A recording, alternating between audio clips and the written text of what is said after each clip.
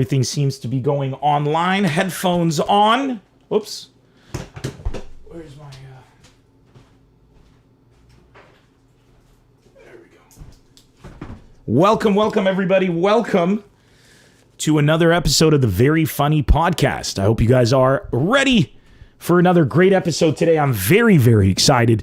Come on in. Come one, come all. We're about to have a great night. Night for some of you. Great time in general, no matter where you are in the world. Hadikovic coming in from Twitch. How's it going? Welcome. Twitch, Facebook, YouTube, everybody. Today we're going to be with Jessica Kirson, and I couldn't be more excited for you guys to join us here. Carla, how's it going? Pascal, Hakim, my man. Keanu Reeves back in the chat, on point, ready to bring the fire, if you know what I'm saying. How's it going, Firas? Rachel, hello, everybody. Welcome. Come one, come all. Get comfortable. Good to see everybody leaving Instagram. Leave Instagram. What's up, Ramada? Hello. Give my best to W Doha. Everybody there. Let's see. What song should we jam out to? That's not it. We're not going to jam to that song. That song's too heavy. That's too heavy. A lot of you aren't into the metal. I can't do that song for us to start the show. I got to choose a different thong. That thong. Let's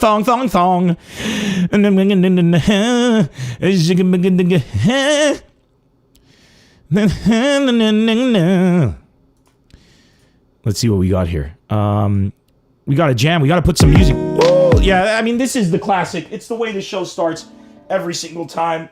You can't mess with perfection. Today, I'm going to not jam out at the end of the show. I'm very sad to report that in the last episode, if you guys joined us, and a lot of you did, so thank you for that. We ended up... Frank, thanks for the follow on Twitch. I actually lost a guitar string. I lost the bottom guitar string right here, and what ended up happening as a result is something very, very sad. I had to change my guitar strings, and I didn't have any 6-string sets that weren't super thin, so now it's kind of like... Oh, no, actually, there, I can make it better. It might sound good to you, but it's too thin.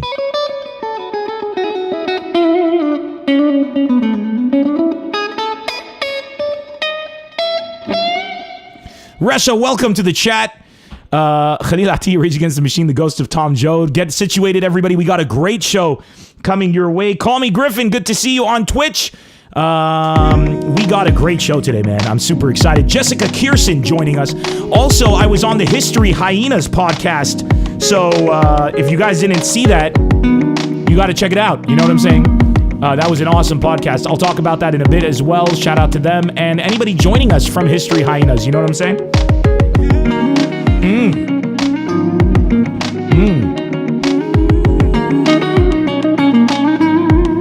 Welcome, everybody. It's good morning.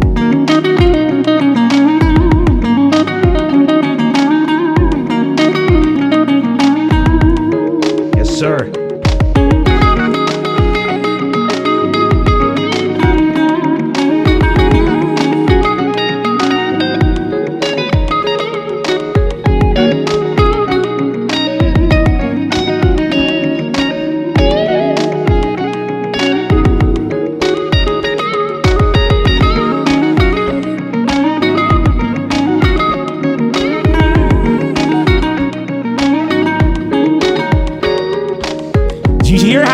The guitar sounds, it's so the strings, I hate the new strings so much.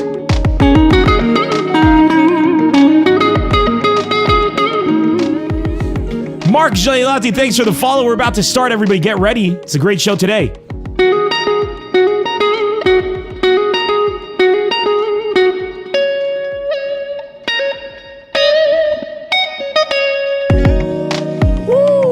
You gotta love that right there, man.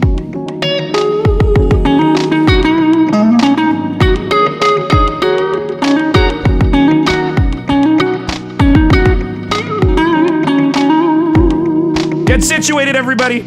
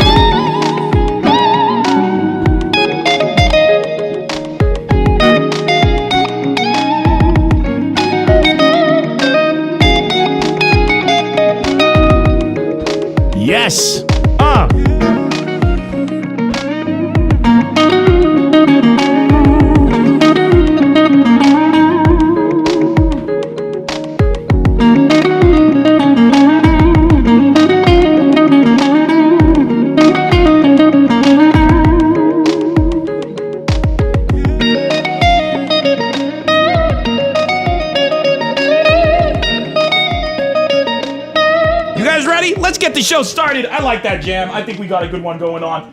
We got some good vibes here. Everybody's joined from all over. Come on in. Good times. So sad that we had that thin tone from the guitar strings, but that's okay. We're going to get through it as a family. We're all a family here. All of us together. Welcome one, welcome all.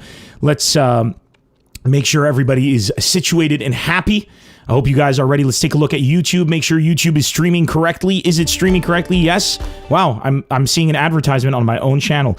Is Twitch giving you all the options that you need to change? Yes, it is. Let's start the show, my friends. Welcome, everybody. Welcome to... Let's go ahead and, first of all, welcome any new fans that are here today who actually checked out the podcast because of the History Hyenas appearance that I had on their podcast just the other day, a couple days ago. Yesterday. They put the episode up yesterday. So if you guys didn't see that episode yet, go and check it out. And I'm going to do a screen sharing thing here so I can make sure that you guys see it. I'm very proud of this interview. It was a lot of fun. And I want to give a shout out to Chris DiStefano and Yanis Pappas, because Chris DiStefano and Yanis Pappas have both been on the show. They've both been on the Very Funny podcast. And you can go ahead and go in and check out. I was on their podcast. It's called Nemr is Wild right here. It was released yesterday. Go and check it out. It's a really cool episode. This was the setup that they had going on. And yeah, there's my comment. I had an absolute blast. Thanks for having me. It's very funny. I made a very stupid mistake where I said Iran is part of Africa. I wanted to say Iranians are Persian, not Arab. And in my mind, I'm talking about Egypt, which is part of Africa. And I lumped them together and I'm like, Jesus Christ. So people are ripping me apart, as they should, because that's an inexcusable mistake right there. But they're very fun. I love their community. The comments are great. Finding out that I got a bunch of fans in common between us and them, which is really cool.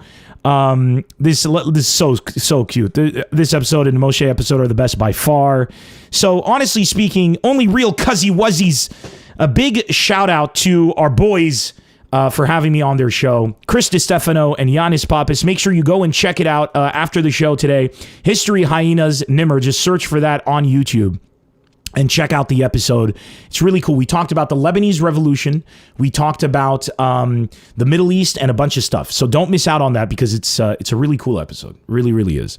Let's turn off screen sharing and return to that. So yeah. Another thing I want to bring your attention to, Reina Sleem, I love you too. I love everybody in Toronto, of course. I can't wait to be back. One of my favorite cities to perform in.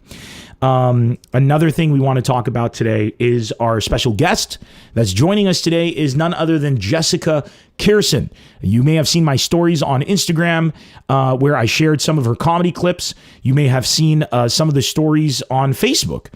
And if you guys saw them, then you know how funny she is. If you've known her from before, then you know how funny she is. And I'm very excited to have her on the show today. The very cool thing about Jessica Kirson is she's had an incredible talent of stand-up. She's probably the best stand-up comedian alive. Her latest special was a Bill Burr Presents special on Comedy Central called Jessica Kirson Talking to Myself. She taught Robert De Niro. You heard me correctly. She taught Robert De Niro how to do stand-up comedy in a movie where he was being a stand-up comic, and the name eludes me. Robert De Niro, stand-up comic. I think it was called Comedian or something like that. It wasn't The King. The King of Comedy is an old one. The Comedian. Yep, that was it. There you go. So The Comedian, it's I don't know if you guys saw this film. It came out in 2016. He does stand-up in it. And Jessica Kirson taught Robert De Niro how to do stand-up. He found her so good, he wanted to learn more from her. We're going to talk about that much more. Also, tonight, Jessica has a podcast for Mother's Day, celebrating Mother's Day here in America.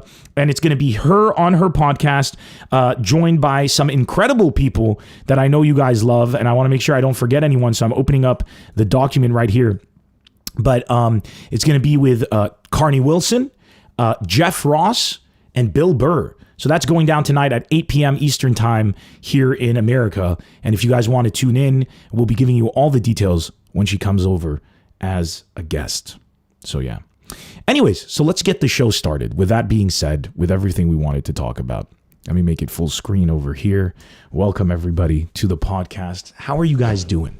I hope you're feeling well today. I'm very excited. Make sure you send me your name and city right here to the thing. Nemr, the title of the podcast is still Special Guest You. Really? That's insane. Let me take a look here. Update titles just to make sure. It says Jessica Kirson here. Oh, except on YouTube. Wow. Every platform except for YouTube. Thank you. Thank you, YouTube. I appreciate it. Thanks for looking out for me. You did me a solid. Okay, let me go ahead and update that. Thank you so much from the thing. Oh, it says invalid response from YouTube API. Okay, so obviously that's the reason there's a thing. Let me just go ahead and edit that super quick.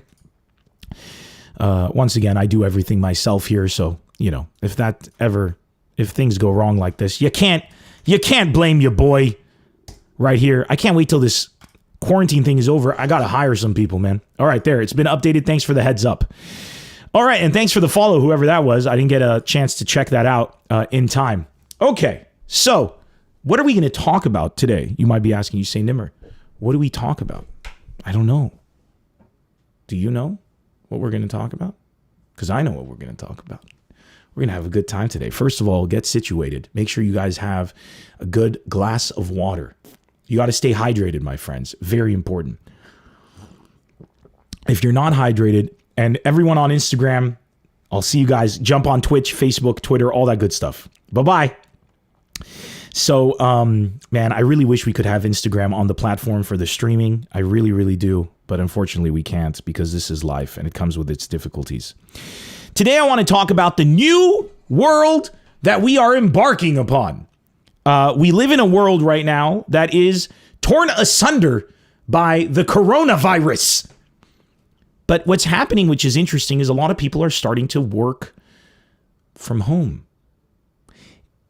And I think that's great. I think it's very funny that we needed a pandemic to realize how stupid it was that you get up in the morning to go to work. Let's talk about this for a second, okay?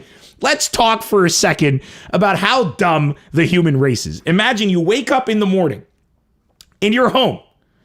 So when you arise to fruition, you basically are now here. You are willing as a human being. You are ready as a human being to contribute to the energy of the day. You woke up. You do this. Oh, did you hear that? Oh, that was a nice crack. You do that. Right? You got somebody you love next to you. You give them a kiss. You know what I'm saying? You get up. You stretch a bit. Right? Whatever time you wake up. Let's say you were up at 6:30 in the morning, right? For some reason, I mean, people get up at 5 now because of traffic and shit. So let's say that you're up at 6:30 in the morning, right? You got up, okay? You got kids. So you get up, you're like, all right, I'm going to take care of my kids, get their breakfast together, get them ready to go to school. You know what I'm saying? If it's Lebanon, you're up at 4 a.m. because the bus comes at like 5 in the morning and then takes you around a tour of the entire country to get you to school before you throw up. But normal situations. You're up at 6:30. You make the breakfast. You hook up your kids. Everything is fantastic. And then you get dressed and you shower to get in your car to get stuck in traffic for an hour and a half, 2 hours on average, to get to somewhere to work. You leave the place you're in where you could work to go somewhere to waste time showering, getting dressed, to go somewhere to work. You waste energy to go to another place to use energy to create energy. Are we stupid? Yes, 100 years ago, you had no choice. It was a factory. You needed to go to the factory, inhale cancerous fumes, and die a young death. Yes, of course, right? That was back in the day. But today, we got computers. For the past 20 years, as a world, we should have been moving towards working from home. We should have. If you have an internet connection and a computer and it's got a camera in it, or a phone, all our phones have cameras in them. Dude, we have so many phones with cameras, they're messing around with the way the camera is. Look at this. Look at this phone, selfie mode. Fucking camera pops up. We have so many cameras, people are just like, what can we do to make the camera more interesting than we can just make the camera its own mechanism and it pops up so we can get higher resolution. That's where we're at right now. And these cameras look amazing. So you have no excuse. So why are we getting up in the morning and wasting time? If you're a company, the logical thing should be, I want you to work from the moment you open your eyes. So basically just wake up and get the fuck to work. But no, we make people get up and waste so much time and energy to do something that could be done from home. Yes, there are still jobs that you can't do from the house. I had a conversation with my girlfriend yesterday about this, and my girlfriend, who you guys saw on the last episode of the podcast, if you didn't see it, go and check it out. And for everybody asking, Godfrey is feeling really fine. He doesn't have the coronavirus. He just couldn't make our episode last time. And shout out to my girl, Vanessa, for jumping in. And we ended up with a podcast episode that had one of our highest viewerships. So that's how I know my girl's got it on lock. You know what I'm saying? I had this conversation with her, and she works in the fashion industry. She said, Nemr, but there are some jobs that you can't work from home. Like if you're a seamstress, if you need to feel fabric, you need to put things together. And I said, yes, of course, 100%. And she's right. If you work on furniture and stuff, you can't. I mean, you could have a place in your house, but I mean, if you're working on team-based stuff with your hands, okay. How many jobs do that, though? Not the majority. If you work in the stock market, you work in banking, you work in insurance, if you work in any corporate setting, programming, website design, graphic design, if you work in, I'm trying to think of stuff right now. If you're a comedian, if you're an artist, if you're a musician, if you work in customer support, phone support, if you work in most industries, you don't need to be anywhere. You can do it from your house. And if you're a fashion house, if you are a furniture company, these are all companies that need people in their companies. The HR department, the accounting department, most of the people can be home. And in fact, it's much more efficient to turn on your computer, press a button, everybody pops up on the screen. You can get your work done. And as a human being, you wake up in the morning, you can get some exercise in, you can wake up slowly, you don't have to get stuck in traffic. It does a better impact on your spirit, on your health, on your mental well-being, and it's better for the environment. It's nothing but positives. I remember when Canon 5D Mark IIs went super viral or became super mainstream as this amazing camera that people could use. You pick up the camera, it's in your hand, and it looks like movie quality, right? So, and I remember these cameras came out, and I was doing a TV show at the time for a Lebanese Broadcasting Corporation, LBC. And I went to their offices. And when I was filming my TV show, we had two Canon 5D Mark IIs that I owned with a few really nice lenses. The whole kit cost about $8,000 or $10,000 to film a TV show. And of course, you have two camera people, a couple of assistants, actors and actresses. But that was it. It was a very low budget show. And everybody was like, Nemr's show looks better than any show out on TV because it was in high definition. No other shows were in high definition at the time. And it was just the camera quality was insane. You had, shallowness of depth of field, and you had, all of these bokeh effects and everything. It was awesome. So LBC called me into their offices to ask me what cameras I'm using. I go in there and they're taking me on a tour. And shout out to a guy called Mazen Laham, who at the time was doing this. He's walking me around LBC. And he goes, this office is for that show, and this office is for that show, and this office is for that show. And I was like, you guys put different editors and stuff for different shows? Why do you have offices for different shows? And he's like, no, these are the archive offices. I was like, oh, you have people who do archives? He's like, no. And he opens the door, and it's an entire office space, a massive room for cassette tapes. This is in 2011, 2012. Fucking cassettes, videotapes. I'm like, why the fuck do you have videotapes here? He's like, we need these videotapes because they're our backup. This is what we filmed. I'm like, you're filming on tape in 2012? They bring in cameras with OB vans, massive cables, crews of 50 people that I could reduce to 3 if I wanted to. with better quality, digital medium, redundancy capabilities if you want to spend more money, the ability to back it all up onto a small fucking hard drive if you have to, put a storage server together, one room, massive array of hard drives, RAID redundancy, you'll never lose the data, upload to the cloud, multiple options, and it'll save you so much money. Do you know how much these tapes are costing? Each cassette. And he's like, no, it's just going to cost us too much money to move everything. I'm like, you could save millions of dollars in the first week just by switching to digital. Now they're all on digital. I feel like the world is in that, is LBC today. People are like, man, do you think we're going to go back to work when all that? Why would you want to go back to work? As a company, why would you want to bring people back to work right there? Why? It can be more profitable to set them up to work up from home. Right? And you need to change the way you're thinking as a boss. Because if you're like, I need to be there so that I can see them, maybe the problem is you. Maybe you need to get used to the digital world and take advantage of these tools, because what you might find out is using these tools, you can save money. You can cut your salaries for your employees by a bit by saying, you're working from home. You don't have to pay air conditioning, electricity, etc. costs for your office space, massive office space. You're buying equipment for them anyways, so buying it here is the same. Cameras come built in the computers. They're cheap. They're not expensive. Software is cheap and free if you want to use Skype or Zoom.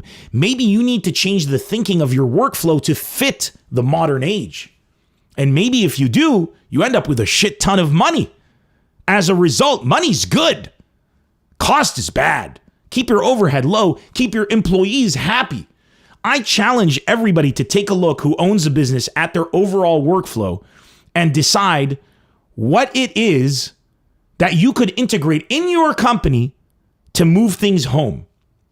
I'm not saying you got to do your entire business from home. I'm saying, why not move step by step? Why not? Give me an example of any company and see what you can do from home and what you need in place. You might end up needing less office space. That means cheaper rent, right? Take an example of, I'm trying to think of the most brick and mortar thing that I can think of. If you're some kind of factory that produces stuff, okay? Feel free, by the way, to give me an example in the comments section, and I'll tell you just off the top of my head how you could break it down so that it becomes a much easier thing. I'm taking a look right now in the comments section. Nemr, to work from home, you need a proper environment to focus. If you are home, I bet mom will visit to bring him jadra and lunch every day and disturb the place. That's true, though. If you're going to be working from home, then why don't you set up a space in your home, soundproofing materials? Have a little space in your house. Why aren't we thinking like that? Look at me, man. Look, I'm home. Look what I can do from my house. I can plug in a guitar. I can switch camera angles. I can bring in guests on Skype. I'm doing it all with the press of a button, with a device that costs like $100. There, I just press these buttons and it changes things, and I can add stuff on top of it, and I can remove it, and I can tell people I'm doing stuff, and I can see things, and the technology's there and it's cheap as shit. Why aren't we doing it? I have all of this craziness hooked up, and I'm doing so much from a corner in my house. I'm in a corner in my house. You could do that. Rawal Abahanna, civil engineering. Let me show you how you could do civil engineering. If you're a civil engineering company, the entire design phase can be done. The computers are right there, and you can collaborate live. You can collaborate and work on the projects at the same time. Why do you have office space? You don't even need it. What you do need is to be physically there during construction. That's not happening at your office anyways. So if you're a civil engineering company, why are you not jumping on technology, telling your employees, work from home, here's the setup and the hardware, you got it. Why not? Right? Emma, not all jobs can be easily done from home. That's what I'm saying. Give me an example. Every job, every company has jobs that can be done from home. In the worst case scenario, HR, accounting, legal, oversight, all of these departments don't have to be at the office space whatsoever. And new jobs should be created. HR liaison, right? Somebody who's a liaison between this department and the people on the ground. One employee who's overseeing things on the physical realm, if you need to have the physical realm. It's that easy. And now you got it done. And you saved money. Think to yourselves about profitability and cost saving.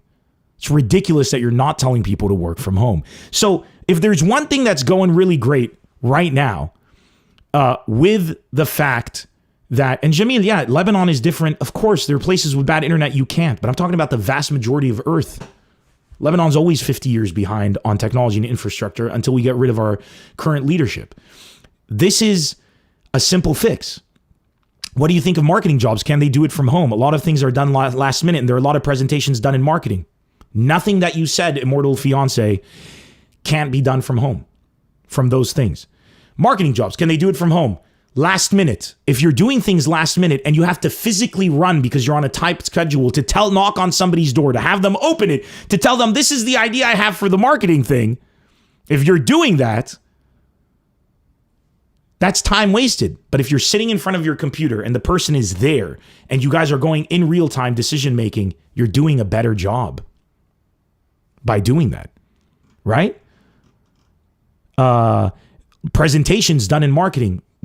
I mean, am I not presenting to you guys guests and screen sharing and showing you? Oh my God, I love when I press that button and it does that weird thing. Screen sharing and jumping on and typing things and opening programs and going into Photoshop or bringing it up. You mean to tell me that telling somebody to come to the screen, like telling them, come on over, I want to show you something, and then loading it and then showing it to them is faster than me saying, okay, I need to open up a Word document, bring it up, and then it's up? And they're seeing it in real time? There's no excuse. Most jobs can be done online in the modern world, especially in a world that is surrounded by a lot of digital stuff.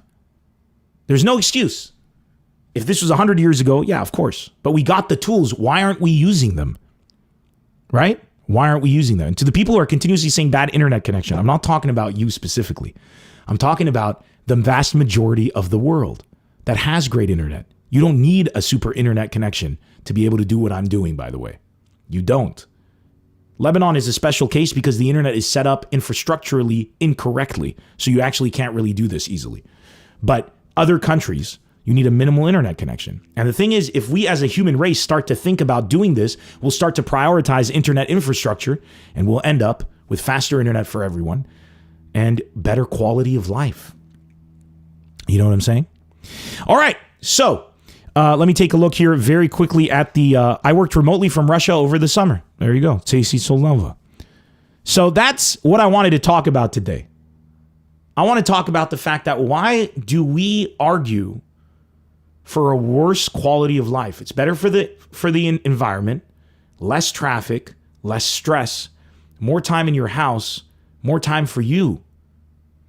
Now, there's a counter argument, and I've heard it from some people, and they've said, I've been working more since I've been in my house than when I used to go to the office, which is true, because they're like in the office from 9 to 5. And at home, they can reach you at all times. But that's the thing. If it was to become the norm that you work from home, then you would limit your hours. The culture would be there. We're in an online world, and we're still thinking offline. We're in an online world. Every single company should take a look at every single employee and see if there's a way that they can make their job better, faster, easier, and more efficient using the tools that are online. Most people didn't know about streaming software and streaming capabilities until this pandemic, and they had to learn. We created a technology where you can have a device in the palm of your hand, press a button, and immediately be with somebody, and we just now started understanding its potential. That says a lot about the human race. Sales, meetings, body language. I'm sorry, are you not here having a good time with me? Can I not sell you something here if I wanted to? Can I not address multiple more comments right here?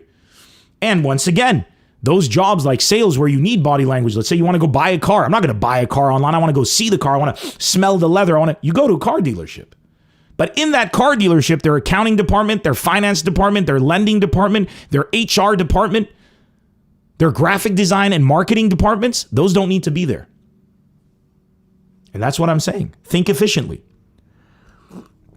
Dude, we grew up and our parents used to make us think efficiently all the time. Clean your room. Before you can eat, you need to clean your room. Well, not before you can eat, but before you can play Nintendo, clean your room. Then you'd clean your room and your parents would come in and say, this isn't clean. They were obsessed with us optimizing our surroundings. And then when we grew up, I think it's because we did that so much as kids, we don't want to clean our rooms anymore. Clean up shop, man. Take advantage of this situation and see how you can make your employees' lives better. And why are you guys in the comments section, the employees, we're that level. We're not company owners for the most part. Why are you guys fighting to go and get stuck in traffic when it hurts the environment and it hurts you and it gives you less time to relax and be you and connect with yourself? Think about that for a second. You're fighting the fight for corporations. It's absurd that they've actually managed to get us to do this. It's actually amazing. Now, that's what I wanted to talk about today. And I really do hope that the world becomes a better place after all of this. I really do. And I think if we can get some quality of life improvements for all of us, I mean, at least it won't be for nothing. You know what I'm saying? It would be. As Yaman said, every company has a percentage that it can go remote. You know what I'm saying? And Daniel Dahdal, check out Carvana. You can buy a used car online, fully certified with warranty, and you can return it in 7 days if you don't like it. Businesses need to adapt to the new norm if they want to survive. You could buy a Tesla online with a credit card. Many people have done it. It sounds daunting, but once you start to think about the potential and the possibilities, if we start thinking online in an online world as opposed to thinking offline in an online world, we could have a very, very efficient world. That's all I'm saying. That's all I'm saying. Embrace the technology, my friends, and think about your employees. Don't think about what's convenient to you. Think about their quality of life. Now, without further ado, on that note, I want to bring in our special guest for the day today. We are going to be joined right now, I'm going to put her on the phone, on the video call with us, Jessica Kirson. And Jessica Kirson is an incredible, incredible stand-up comic. She's an incredible individual, and she's using technology in a very special way today for Mother's Day. We're going to talk about that. And of course, you can see her comedy online, and you can see her specials, and you can follow her on Instagram, and that's an online world. So let's go ahead and bring Jessica onto the phone with us today. Let me just press the buttons.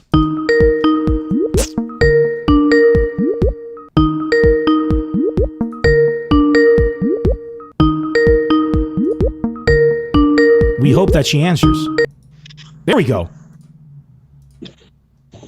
Hi. Jessica, how's it going? It's good. Oh my God, I think I have to try to turn my video on here. Yes. There you are. I got it. Hello. Hi. How's it going? Everything's good. How are you? I'm doing so well. I'm very happy to see you here with us on the podcast. You're looking amazing. You look like the coronavirus has yet to take its toll on you. At least you look that way. How are you feeling? Well, you're very sweet. I'm actually I'm feeling okay. I haven't gotten sick, thank God. Thank God. And I appreciate you saying I look good, because I'm really just not doing anything. I'm not exercising. I'm eating crap. It's just not good. Did you ever think in all of this for 1 second, I'm going to start changing and adapting my lifestyle to make some positive improvements? Did you go down that route at all, or are you just basically saying... Oh, I mean, I've thought about it a million times, but I haven't done it. But yes. Why not? I'm not shaming you. I'm curious why you didn't. I didn't either. I'm just curious for your perspective. Probably won't be able to complain and be a victim. Can you repeat? Because your internet cut out. What did you say? Oh, I said probably so that I can just keep complaining and keep being a victim. Because if I'm okay and I feel good and look great, I can't complain. But I really think I may start doing some kind of self-care in like July or August. That's what I'm saying. You know, we'll see how long this goes.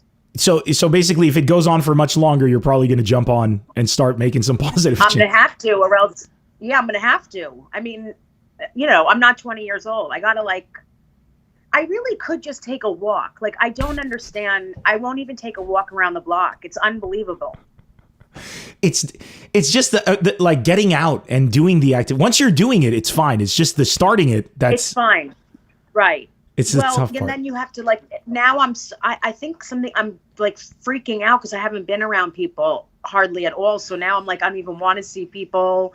I don't want to talk to people out. Like it's I don't know. It's a weird thing. It is a weird thing. It's like I want to be on stage, but I don't. It's so weird. Do you feel like that? You probably want to be on stage. I want to be on stage for two reasons. One, and primarily income. I like income. It's good. It's a good thing. Yeah, me too. Me too. And the second reason is I'm doing this right now, the podcast, because I miss interacting with people on stage. Like, I like the stage thing because I don't know about you, but I feel like I can. The fact that people like pay money for you to be you on stage is very liberating. You know, as stand up, I miss that. It is. Me too. I miss the camaraderie. You know, like seeing other stand-ups and people that work at clubs and work at theaters and talking to the fans. I really miss that. I don't. I'm staying creative also, which helps. You are, and I mentioned this earlier. I'm going to mention it right now just to make sure that all our viewers are very well aware. Tonight here in America, in New York City, at 8 p.m. Eastern time. Am I correct with the time on that? Yes. You're going to be hosting Jessica Kirson and friends, a live stream celebrating Mother's Day with you, Carney Wilson, Jeff Ross, and Bill Burr. Am I correct in all those details? Yes, and my mother. And your mother. That's very true. My mom. Yeah, my mom is a therapist, so she's going to be coming in with each guest and showing us therapy techniques. You'll love it.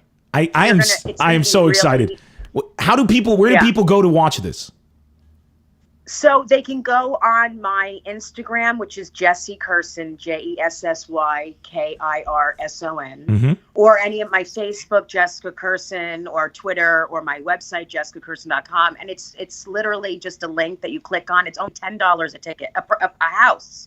So anyone you can spend $10, whoever you're with, you guys can watch it together.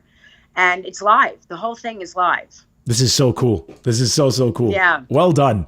So yeah, you are keeping creative on this thing, and it's weird now. We got a capability now, and I was just talking about this on the podcast before I called you on. I was saying how like we got to start thinking about how we can take advantage of the digital tools that are available to us to do things, to create. Like, we can't go on stage to do a show. I've met so many comics who are like, I'm just gonna wait this out. We'll be back in July and August. I'm like, why aren't you? We're not. Why don't you? No, we're not. That's good. It's going to be way past that we're going to be on stage. And I'm not being negative. I'm being realistic. I've talked to a lot of club owners and agents and different people. And the thought is like, maybe next year, really. I mean, I think there's some places where we can do it, but I think those are going to be the bigger places where they can seat like a third of the room or half of the room. But if it's a smaller club, it's over. And why would you want to do a show in front of a half-empty room with like echo and laughter coming out? Yeah. And why take the risk? I feel like if somebody comes to a show, for Nemr and then they like die. Oh. Well, you could tell people you killed, and you really didn't. You killed half the. That's it. That's my branding. I'm going to try to murder people with the corona in my show so I can say, yo, I killed, man. I absolutely crushed that house. That's all we need. Right. That's all we need is to kill people from corona coming to our shows. And then we can say things like, dude, they were laughing so hard. People were literally dying in their seats. It was it was absolutely incredible. Jessica, you have had, so I've had the privilege of sharing the stage with you many times. When we first met at the Just for Laughs Comedy Festival in Montreal, and you were a force of nature. You were a freaking hurricane on stage. That's how I describe you to everybody. And then when I did my show in New York, we shared a stage together, and I never heard so many people laugh so much. And I remember you told me, like, there's a lot of Arabs here. Will they get my stuff? And I remember telling you everything about you is the most Arab thing, because Jewish culture. I know. I noticed that, but I didn't know. Yeah. And I was like, oh my God, they're the best. You have incredible fans. I mean, the people that come to see you are so great. Thank you. They really are. Thank you. You're a phenomenal comic. And I remember listening to your set. I'm like, Jesus Christ, this woman, all Jewish culture is Arab parents. Like, everything about Jewish culture is like, the overbearing parents, the completely like all the time disappointed. The clip that I shared today from your comedy special could have been my story about how people come up to me after a show to give me criticism, talking during the fucking show, like like just saying out loud. And the sentence you said when you said, did she say she's from Staten Island? Where in Staten Island? Do you think she knows this and that? The Eisensteins or the that is a joke, Jessica, that I used to do, that I would tell people I'm Lebanese and I live in Los Angeles. And they're like, oh, do you know Maroon? Like, it used to be the same thing. The same goddamn thing. It happens to me all the time, even with the entertainment business. Like, I'll see one of my mother's friends, and she'll be like, do you know Ross Cohen? He works in LA. He's in your business. I'm like, what does he do? He's an accountant for NBC. I'm like, why would I know him? Maybe you could help him get better work. They always want you to help people too. Meanwhile, I'm talking into a Skype. We're sitting on the computer. Like, it's no matter. I'm afraid to get really, really, really famous, because I will get calls and emails 24 hours a day for people to help, like bombarding me to help people. No, you will. Yeah. And I get that all the time. Same thing? I get that all the time. Yeah, I mean, I get that all the time, but for me, it's weird. Like, they'll hit me up and they'll be like, you live in Los Angeles. This girl or this guy wants to be a singer, so maybe you could help him out. I'm like, what the fuck?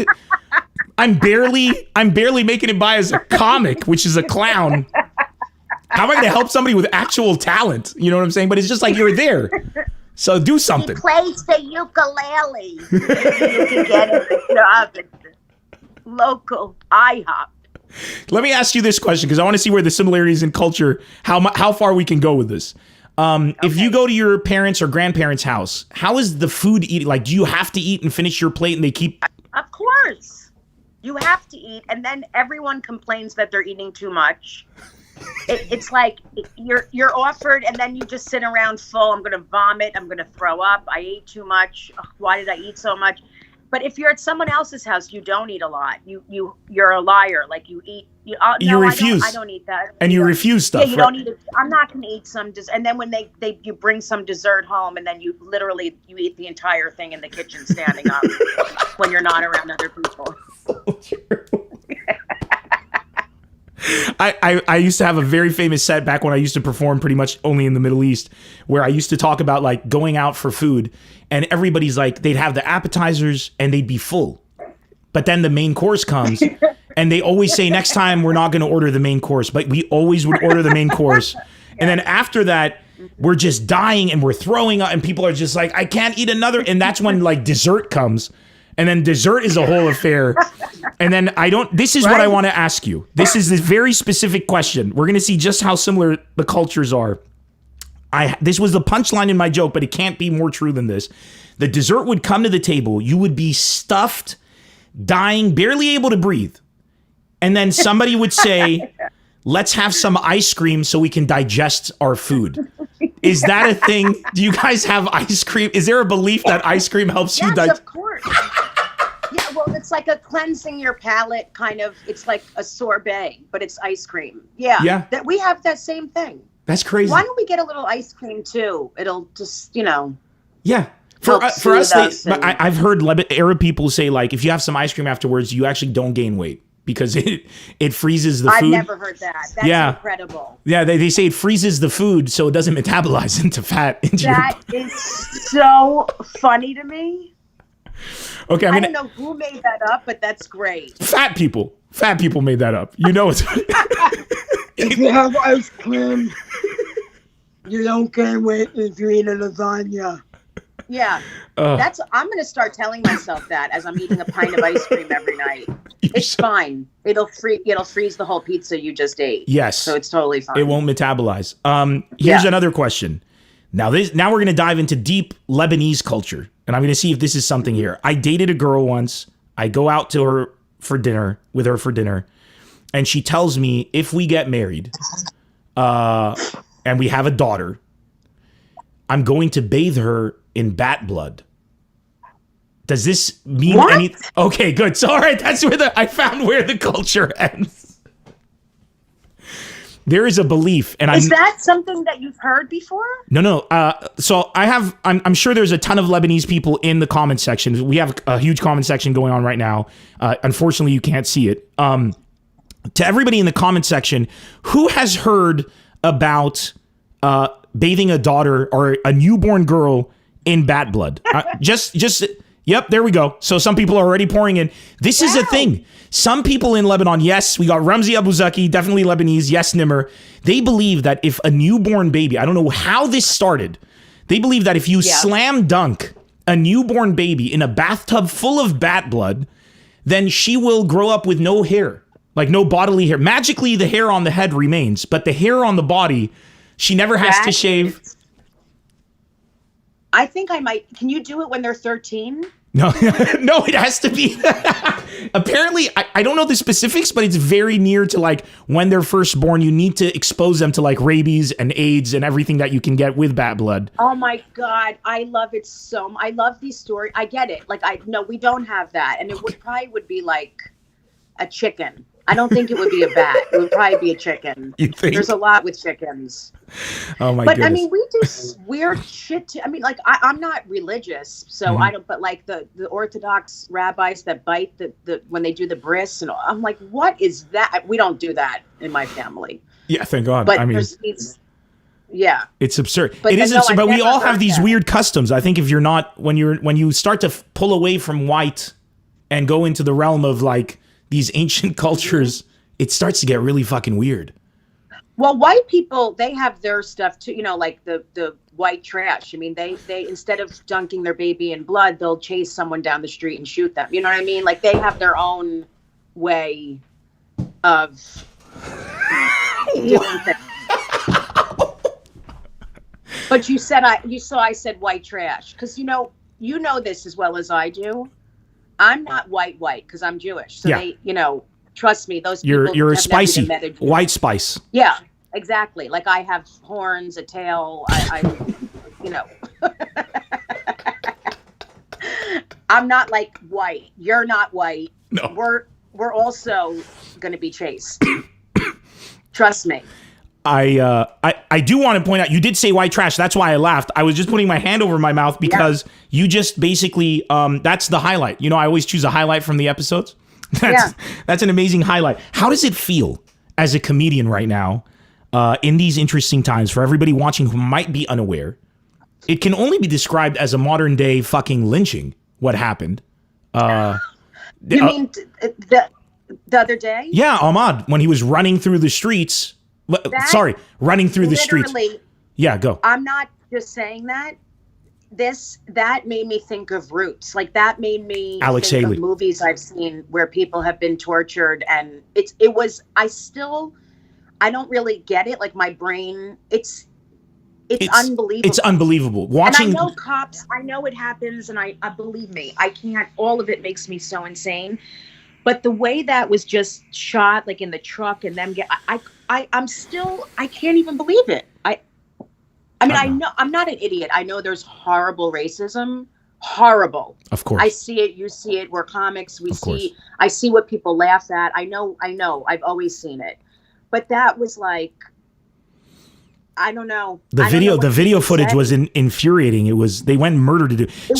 If for those, because we have a big international audience, for those of you who might be unaware, a young man, 25 years old, Ahmad, I can't remember the last name off the top of my head, so I'm not going to try to butcher it, went for a jog where he usually jogs in a neighborhood, and two racist white supremacists. Months ago, let's add months ago this happened. This didn't even just happen. They got away with it. Months ago it happened. They get in a pickup. They're in their house. They see this guy running by. And when I say running, I mean jogging for exercise by. Exercising. Yeah. And they grab their guns, jump in a pickup, drive after him, and fucking execute this dude in the streets. And the enraging part about it is an investigation wasn't even opened into it. They weren't even apprehended. In Lebanon, if a murder happens, you go to jail while they investigate. You go to jail while they investigate. Oh. It doesn't matter if it's self-defense. They're going to take you in because they have to investigate. There's a murder. It's a loss of life. It's a loss of life. I couldn't believe that in America. What if that were black men chasing a white guy who was jogging? Do you know what would have happened on the news and in that town? It would have been in Georgia. It would have been a fucking shit show. Right.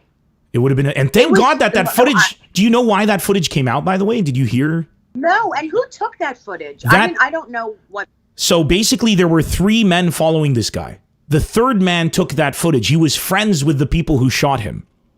And the footage was released. This is to my understanding. I hope I'm not mistaken, but I read this on the news. The lawyer of the third guy who was filming it released the footage to try to prove the innocence of the third guy, to say, look, he didn't do the killing. He was just filming. That's why the footage, if that lawyer had not leaked that footage out, which the police department had, and the district attorney's office had, it's not like it was leaked out because nobody had seen it. Had that not happened, there would be no justice today for Ahmad. It's insane.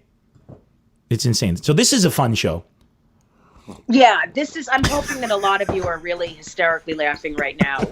Next, we're going to talk about that my father just passed away. Can I say something? I'm not going to joke about this ever. You can. I mean, we have to joke. This is all we have. I mean, it's not all we have, but we need to. You put out a tweet that's why I didn't know that it was real, because your tweet said, and I'm paraphrasing, you said something along the lines of, and I want to make this clear to everybody. I want to also say I'm so sorry for your loss. Your father did recently pass away, and yes, I'm not very, from very, the virus though. Not from the virus. He had cancer. He had cancer. Yeah. So sorry. You went and tweeted on your Twitter, and I'm sorry, I'm laughing. I don't mean to. I don't even remember what I said. That's why I'm laughing. You said when, and I'm paraphrasing. I should have brought it up, but I didn't think we would bring it up. But you said, sitting next to my father on his deathbed during a pandemic is not where I thought I would be. That's why we should be grateful for what we all have, chlamydia. I forgot that I wrote that. I liked it, and I laughed, and I shared it, and then we were working on booking you on the podcast, and then you told me, I can't this week because my father's dead. And then I was like, wait, it's real? And I have to tell you, like, getting those likes and retweets helped me go through the passing. I'm not kidding. Listen, this is going to sound, my family, I'm very blessed because we can laugh. We cried for days. Of course. Trust me. Of course. But we had to do a little thing where we just went to the cemetery. Like, we couldn't have a thing, any kind of service, and we had to just go to the cemetery. Have you ever been to a Jewish funeral? I have not. Again, no. We're not religious. Okay, so what you do is you put the casket in the ground, and then each person takes a shovel with dirt and puts it on the casket. It's very ceremonial. It's like an eerie sound. You hear the dirt and the rocks, and it's just like tradition. So the rabbi calls us, and he's like, "You have to bring your own shovel." I'm like, "Jews don't have shovels. Where the fuck are we gonna get it?" I'm like, no Jew has ever shoveled. We're not Mexican. Okay, yes. No, and there's none of them here either because they got kicked out. So we had to borrow my sister's friend's shovel, who's not Jewish, and brought the shovel and we were laughing. I mean, it's not. It's ridiculous. It's ridiculous. At some point, you have to just try to find humor in things, or else it's going to be impossible to get through things. I've always said that, like, humor is the spirit. If you can laugh, it means it didn't affect you on a visceral level, meaning it didn't take away from you. Yes, it made you sad. Yes, it was a disaster, but you're still here. And of course, to honor the memory of people who have passed, you want to be the best version of yourself. You want to be the most productive, efficient human being. So humor is like the best. Yeah. It's the soul. It's the indication of the soul. I know from the Middle East, when we fight extremism in the Middle East, we do it because we can't fight back physically, right? So if ISIS is coming into Lebanon, we can't, they're terrorists, they're blowing themselves up. It's not an enemy that you can go to war with. It's a hatred, it's an ideology. We used to fucking make so much fun of them. Like, they do a suicide attack, and then we put out fake bills of hotel bills saying, they overcharged them because they blow themselves up in a hotel. So ISIS was going to hotels, spending 3 days in a hotels, doing spas, ordering room service, etc., and then blowing themselves up. And we're like, well, with these prices, what else are you going to do? That was the reaction. That's the same thing. That's the same thing. There you go. Yeah. That's how you have it. So that's what I'm saying is just like, if you can laugh at anything, you can do anything. So, Yes. but I mean, And seeing you do work it and through put it in it. practice, your father passing and the way you handled it and that tweet you put out taught me another lesson in just how powerful it can be. Because I mean, I already find you're very inspiring to me. All of your comedy, everything you do is incredible. The way you are on stage as a comic and the craft of it is awe-inspiring to me. And Thank you. to add to it that you threw a joke, you didn't talk about it. You just put that tweet up, and then it was when I found out it was real, it made me like pause. You know what I'm saying? Like that. So I commend you. Thank you for saying that. And I think you're amazing. You know, I love you and I think you're brilliant. Thank you. I love you too. I really do. Jessica, let's talk about something that I am very proud as well that you did. You taught, and not many people can ever say this, you coached Robert De Niro in the movie The Comedian to be a stand-up comic. You coached one of the greatest actors, if not arguably the greatest actor of all time, on the craft of stand-up comedy. Is there a bigger flex in the world? No, I don't know. It's amazing. It's what this business is for people that are watching this now. And I tell comics this all the time. You never know who's going to be there, who's going to help you ever. I mean, like, there's certain people I would always think of, including you, if I ever got a big project and stuff like that. But I was performing at the Comedy Cellar in New York City, and he was in the audience. Wow. And he loved what I did. And he wanted me in the movie that he was doing just to be in it.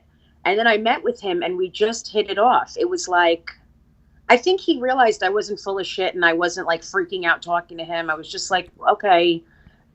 He just seemed like a regular guy to me. I know it sounds crazy because it's him, but I don't like freak out when I meet certain people. I think there's certain people I would freak out, like Oprah. There's certain people, but for some reason I didn't. And I ended up meeting with him for 3 hours and he asked me to teach him how to be a comic for his part. So I became like his whisperer, and for 6 months was in his ear. He wore a mic and I spoke into it. He wore an earbud and I talked to him through the whole movie. So if you see the movie, The Comedian, I'm talking to him the whole time. Wait.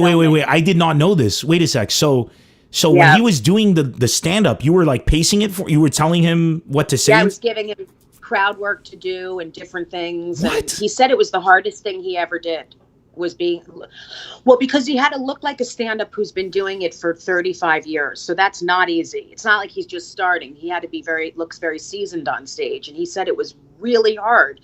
So I ended up getting a producer credit, a comedy consultant credit. I was in it. It was unreal. He wanted me to put my 2 cents in every single scene. It was crazy. It's like he just said, "Where's Jessica? Jessica needs to be in the room and hear this. Is this okay with you, Jessica?" It was like, wow.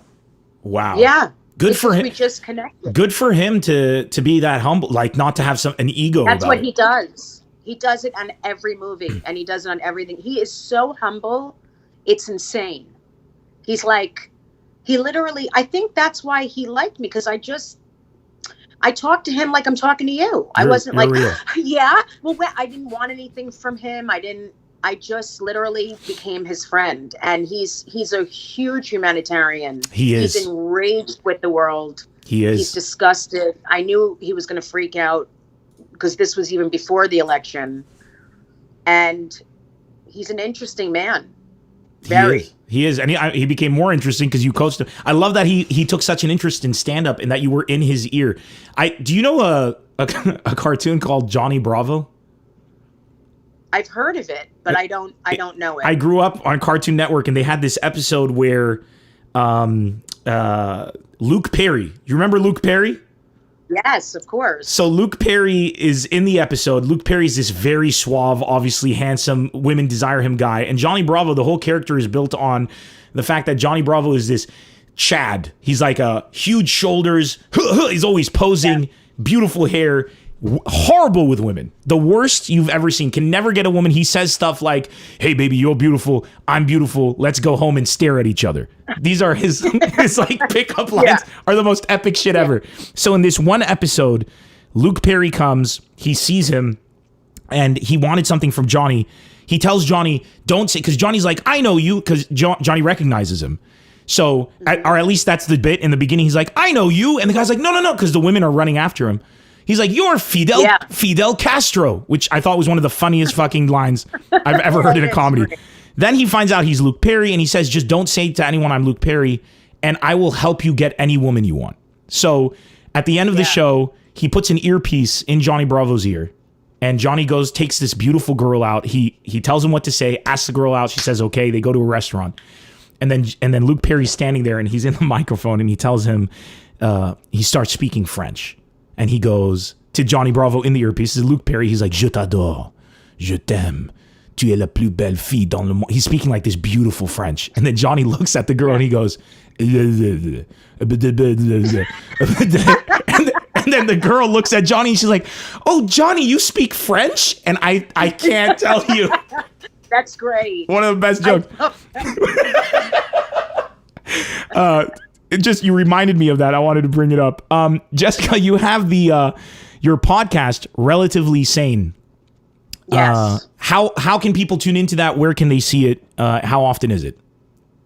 So I'm putting out 2 episodes a week, and it's amazing. It's really, I just do a one-on-one chats with comics, actors, all kinds of people. My mom's even been on it twice, giving therapy advice, and it's really, some are so hilariously funny and some are very deep and real. And it's great. It's more like we're doing, like an interview than just comics trying to just be funny and one be funnier than the next. And which is fine. But I didn't want to do that kind of podcast. I wanted to do more of like an interview kind of thing. That's why I love your podcast, by the way.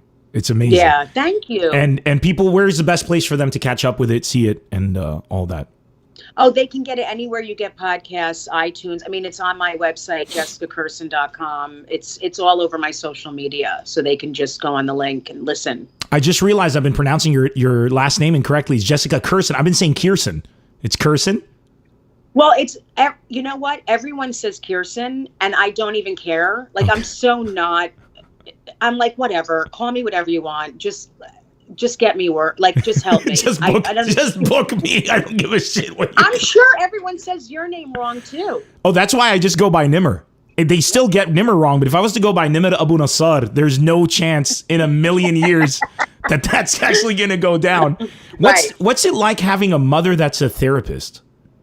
Does it help? It's great, and it's also really annoying sometimes. I mean, it's great because I can talk to her about anything. She's open, she's cool, literally I can talk to her about anything. And she taught me how to be a good person, you know, to really have empathy for other people and not always just judge people. Yeah. And try to understand what they come from and all of that.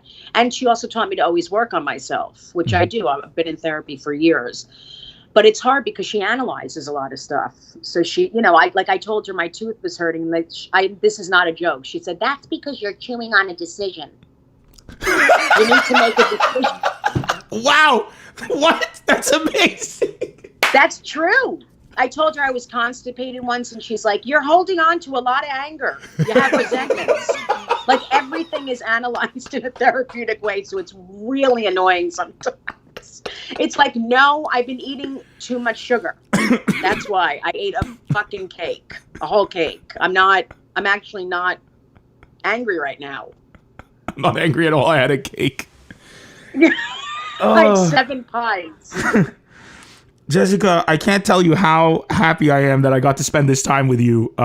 Me too. I love you. I love you too. You're the best. You're the best. Trust me. Thank you so much for, and give all my love, and everybody here, of course, will echo that, to your beautiful family, your wife, your daughter, who's the most adorable fucking girl I've ever seen in my life. That video you posted the other day of you. That's Bella. Bella, and you're sitting there and trying to get 2 men to, like the Barbie doll thing was the most. Because that's all I'm doing all day. And they're the Frozen characters. And she's like very demanding, like, make them hit her, I'm like, stop, you're like a horrible director, like screaming at me all day, telling me what to do with these dolls. I'm going to set them on fire, every doll in this house. I wonder if your mom sees those videos and like calls you up with psychoanalysis for that. I'm pretty sure she would. She's like, I'm glad you're doing that because you don't want her to resent you in the future. God God bless your mom, man. I'm going to be tuning in tonight, and everybody make sure you tune in tonight. It's going to be in 8 hours because it's noon here right now in Los Angeles. 7 hours and 56 minutes. You can go to Jessica's Instagram, Facebook, Twitter, YouTube, and I'm going to write this in the chat. I'm going to make sure I write your name correctly. Everybody go ahead and follow her on any of those platforms. Jessica Kirson right there, and go and join the show. It's only $10. $10. $10. That's it. And you're going to see Bill Burr, Jeff Ross, Carney Wilson from Wilson Phillips. And your mom. My mother. And your mom and you. Well, my mom's going to be doing therapy with everyone. So it's going to be amazing. Do not miss it, everybody. Do not miss it under any circumstance. Yeah. It's only $10. Go and enjoy it. And God bless, Jessica. You take care of yourself. Stay safe. And you too. I'll see you soon, hopefully. Thank you. Okay. Thanks so much. Bye-bye. Jessica Kirson, ladies and gentlemen. What a beautiful soul. I absolutely love that woman. Let me go ahead and switch everything back right here. Add the number on the thing. Bring the chat back in. Hope you guys enjoyed that episode. Thank you, Jessica. All the love. Bye, Jessica. You guys are so sweet, man. Isn't she the best? Muskan, good to see you here, by the way. Muskan Sajad joined on WhatsApp the other day. A young lady from India asking me how to say words in Arabic. And I'm trying to help out, which is beautiful. John Wick's dog loved her. Jawad Asfahani, $10 means 45,000 Lebanese pounds. Dude, yeah. She's so cute. I hope she invites Nemr on her podcast. Ivanka, thank you. I am going to be. Vanessa, my girl right there, I love you so much. She is amazing. I'm going to be on her podcast, actually. That's something we've been working on. But, of course, as we talked earlier, when her father passed, it kind of threw all the plans around. And I'm so grateful to her for joining us so shortly after that. But she's incredible.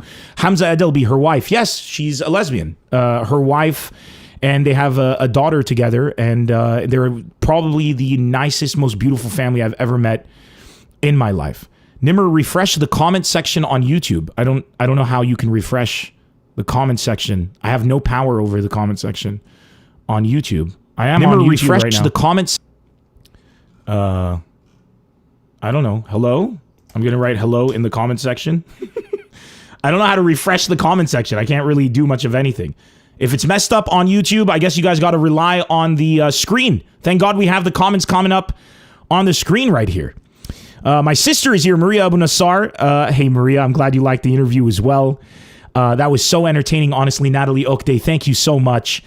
Mortanius, it's frozen. The only thing I can do, I'm going to restart YouTube for you guys. So we have 80 people watching on YouTube, so make sure you don't go anywhere. I'm going to stop it and restart it. So stay on there. It's going to start in a second. We're going to stop in 3, 2, 1. Stopping YouTube. It's working fine. Robert Doe is saying right now. I guess something's wrong with the sync audio and video on Twitch. Is that true, or is that on your end? Let's take a look at twitch.tv Nemr Comedy. And I'm tuning in. 1 second while it loads.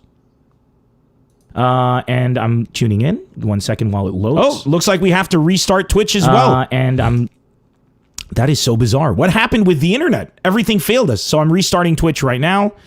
And it's going to be on in a second. Twitch is restarted. Coronavirus Worldwide is following? No! No, Coronavirus Worldwide! Leave me alone, Coronavirus Worldwide! How dare you follow me, Coronavirus Worldwide! Haven't you done enough worldwide damage to us all, Coronavirus Worldwide? Let's see if it fixed the audio problem right now on Twitch. Coronavirus Worldwide? Let's see if it fixed the audio problem right now on Twitch. Coronavirus Worldwide?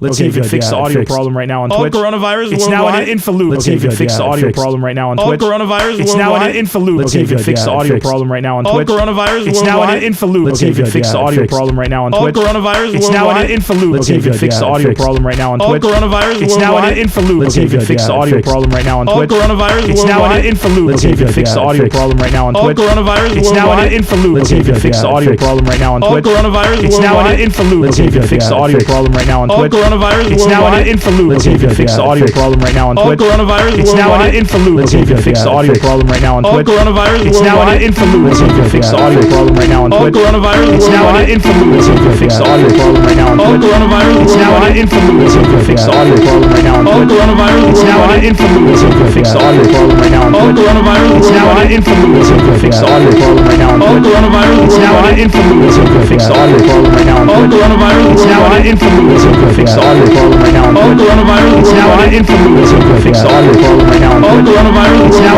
Let's see if you can fix the audio problem right now on Twitch. Coronavirus it's now in an info loop. Let's see if you can fix the audio problem right now on Twitch. Coronavirus it's now in an info loop. Let's see if you can fix the audio problem right now on Twitch. Coronavirus it's now in an info loop. Let's see if you can fix the audio problem right now on Twitch. Coronavirus it's now in an info loop. Let's see if you can fix the audio problem right now on Twitch. Coronavirus it's now in an info loop. Let's see if you can fix the audio problem right now on Twitch. Coronavirus it's now in an info loop. So anyways, I just want to thank everybody for joining us today. It's been a very wonderful time, and it's time for us to start taking callers.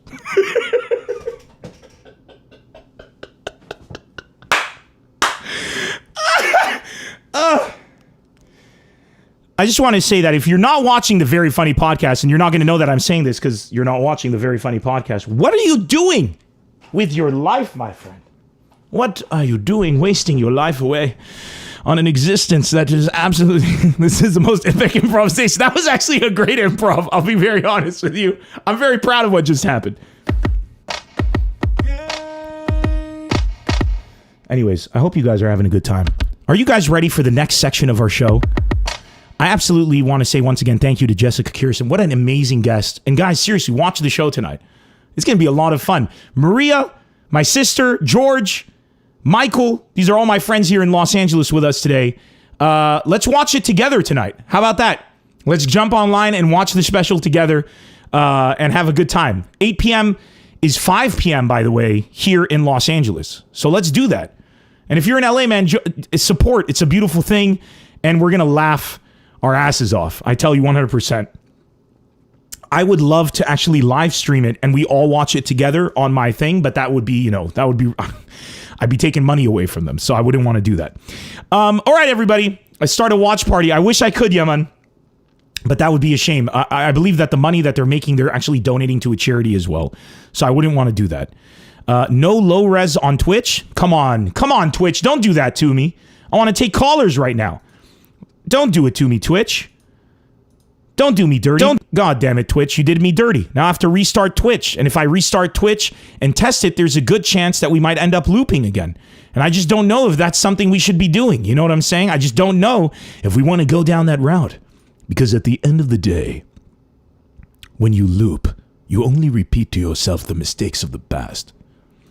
All right, let's see if Twitch is working right now. Before we open the phone lines and take calls, make sure you add me on the number right there. Send me your city and where you live, your name and where you live over there. Twitch still not working. We're going to have to restart it. You see, you guys, you were like, we need audio and video synced, and look what you did. Look what you did. Look what you son of a bitch.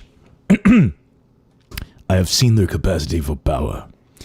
I'm going to try Twitch one more time, then we're going to open up the phone lines. Ladies and gentlemen, are you ready to give me a call? We're going to jump on Ask Reddit and find out our question of the day. I'm very excited about that. By the way, I look forward to your calls now almost as much as I do, if not more than the guests. Okay, Twitch is working fantastic. And I know a lot of you, I hear you. I hear what you're saying. You're saying, Nemr, how can we be sure that Twitch is working? We can't hear anything. So I hear what you're saying. You're saying, Nemr, how can we be sure that Twitch is working? We can't hear anything. So I hear what you're saying. You're saying, Nemr, how can we be sure that Twitch is working? We can't hear anything. So I hear what you're saying. You're saying, Nemr, how can we be sure that Twitch is working? We can't hear anything. So I hear what you're saying. You're saying, Nemr, how can we be sure that Twitch is working? We can't hear anything. So I hear what you're saying. You're saying, Nemr, how can we be sure that Twitch is working? We can't hear anything. So I hear what you're saying. You're saying, Nemr, how can we be sure that Twitch is working? We can't hear anything. So I hear what you're saying. You're saying, Nemr, how can we be sure that Twitch is working? We can't hear anything. So I hear what you're saying. You're saying, Nemr, how can we be sure that Twitch is working? We can't hear anything. So I hear what you're saying. You're saying, Nemr, how can we be sure that Twitch is working? We can't hear anything. So I hear what you're saying. You're saying, Nemr, how can we be sure that Twitch is working? We can't hear anything. So I hear what you're saying. You're saying, Nemr, how can we be sure that Twitch is working? We can't hear anything. So I hear what you're you're saying. You're saying, Nemr, how can we be sure that Twitch is working? We can't hear anything. So I hear what you're saying. You're saying, Nemr, how can we be sure that Twitch is working? We can't hear anything. So I hear what you're saying. You're saying, Nemr, how can we be sure that Twitch is working? We can't hear anything. So I hear what you're saying. You're saying, Nemr, how can we be sure that Twitch is working? We can't hear anything. So I hear what you're saying. You're saying, Nemr, how can we be sure that Twitch is working? We can't hear anything. So I hear what you're saying. You're saying, Nemr, how can we be sure that Twitch is working? We can't hear anything. So I hear what you're saying. You're saying, Nemr, how can we be sure that... And now that you know Twitch is working, I'm very happy to report that we can continue the show. All right, everybody. Time to open up the phone lines, and I hope you guys are excited. Before that, let's find out what our question is of the day. Reddit. We're going to ask Reddit to find what the hell is going on. What's the question of the day? Ooh.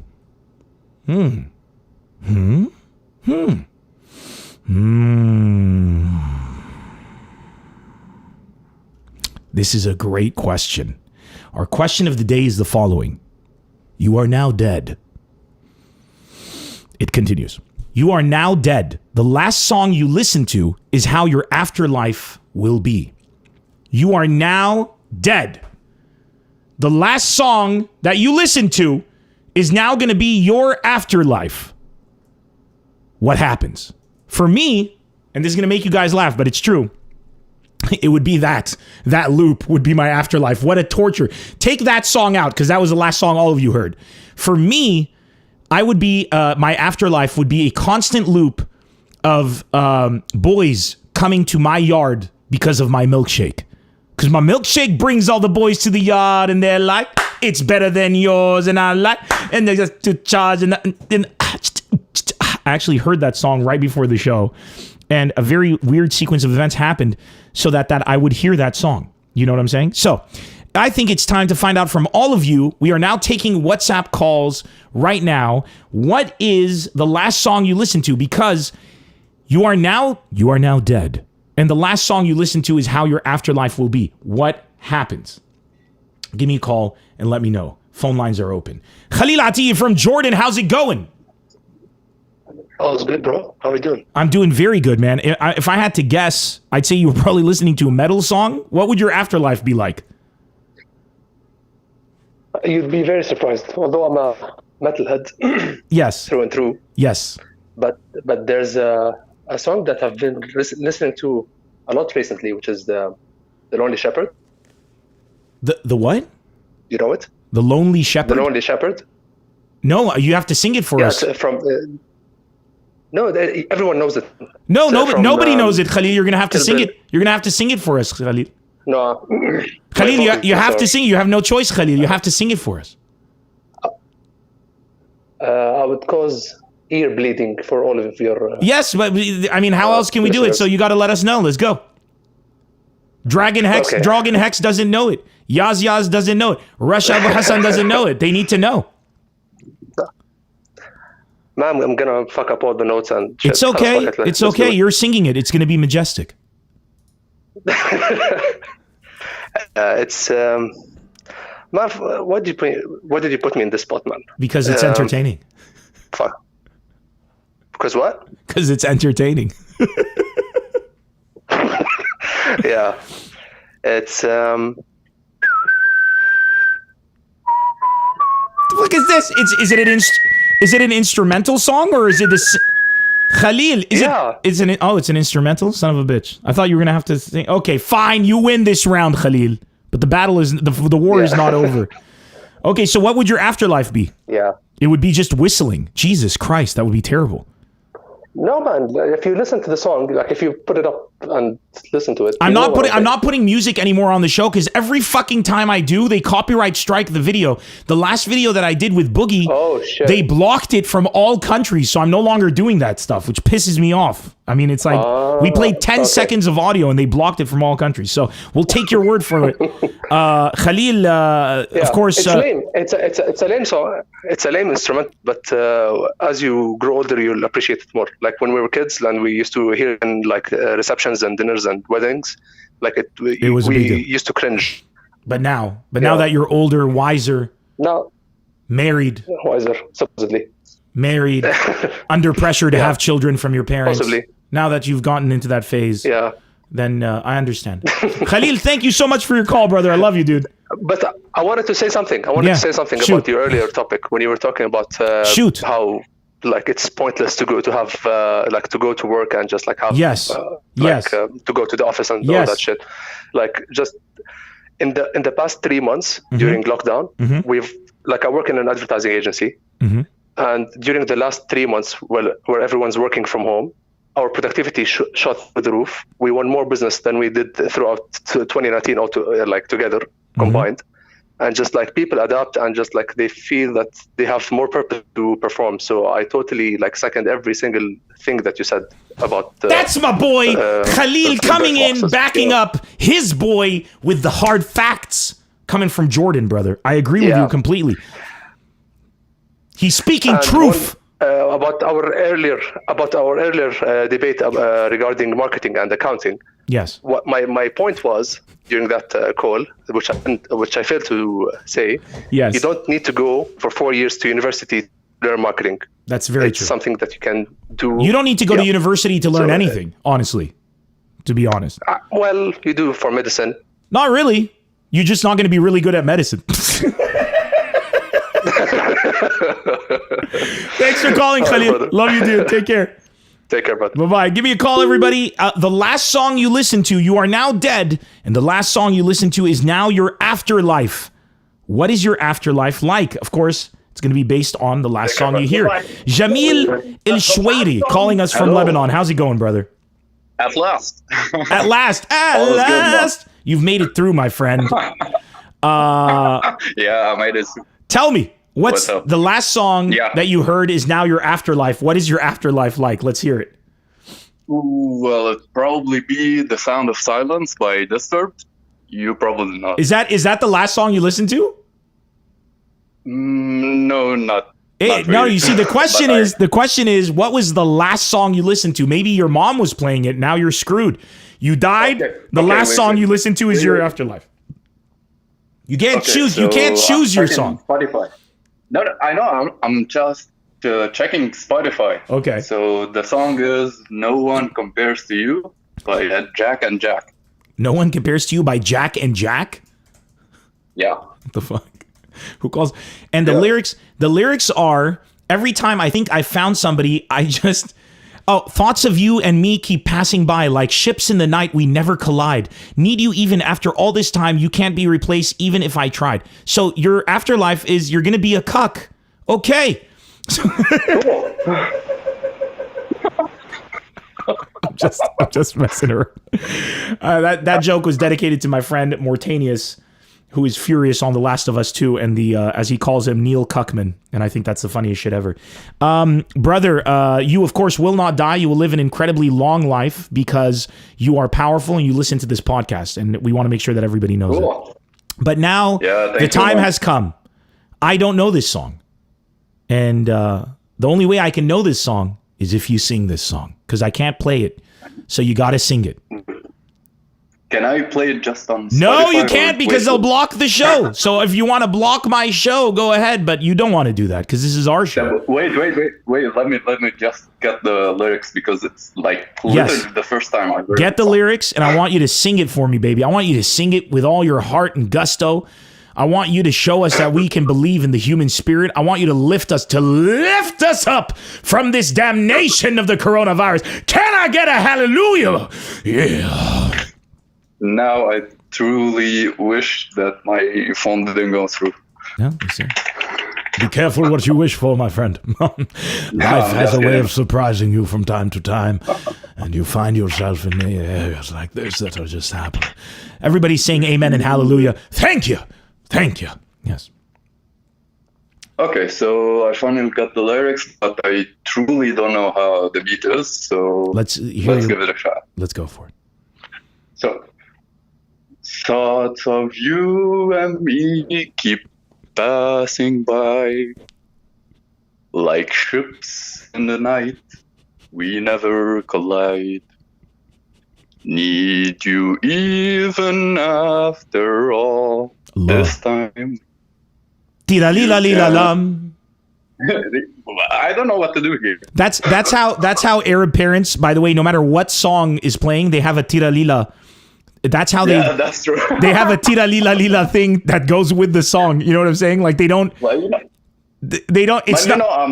They don't go like na or the words they use are always a tira, a lila, a lala, and a lam. Those are the 4 words. Tara lila lila lam, tira lila lila lila la la la la lam. That's how. And the worst part, man, we all think that our voice is like incredible to the song, you know, like in the back of our head, like we're on tune, and we're definitely killing everyone around. Dude, so I'm a stand-up comedian. Do you know how much I hate hearing my voice? When I watch shows, I'm just like, ugh! Like you can't hearing your voice. Whoa.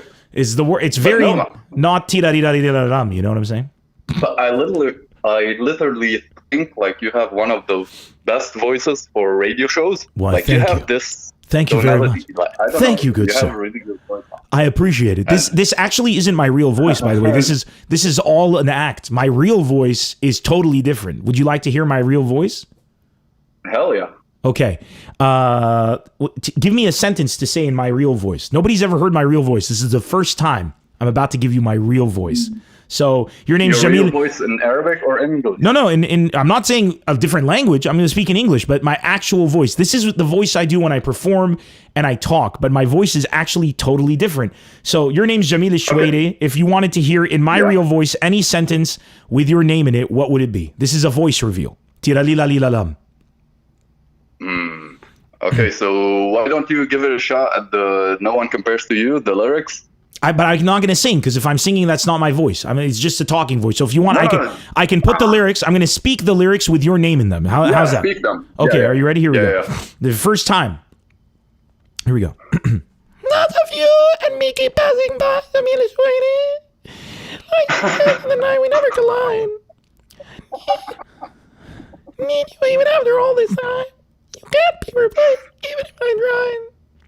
I'm looking for you. If this is your real voice, man, trust me, you don't want to use that. Because I love my voice. It's beautiful. It reminds me of the summer and of suffering and pain. It's a painful voice. Dang.